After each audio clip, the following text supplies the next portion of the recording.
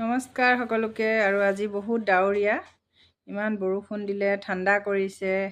আৰু আপোনালোকে ইমান ঠাণ্ডাত কি কাম কৰিলে বাৰু ৰাতিপুৱাৰ পৰা?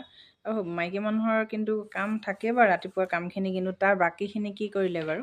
আৰু মই কি কৰিলোঁ জানেনে বাৰু? এটা ব্লাউজ পিচ কাটিলোঁ টচ মুগাৰৰ, আৰু এইখন হৈছে নুনী চাদৰ। এই নুনী চাদৰখনত দহি পাতিলোঁ। এয়া চাওকচোন কেনেকুৱা লাগিছে। এয়া দেখিছেনে বাৰু? 3টা কালাৰ আছে, কিন্তু মই এইটো কালাৰ মই দিয়া নাই, এইটো কালাৰ। আৰু কিয় দিয়া নাই? ক'লাটোৰ লগত নিজিলিকিব, গতিকে ক'লাটো আৰু ৰঙাটো দিছোঁ। ভাল লাগিছেনে বাৰু? এযোৰ 6000 টকা লৈছিলে। এয়া ইমান ঠাণ্ডাত বেলেগে শুইছে কাপোৰৰ তলত ঠাণ্ডা লাগিছে বুলি, আৰু মই এইবিলাক কৰি আছোঁ, দেখিছে? এয়া ভাল লাগিছেনে জনাবচোন দেই।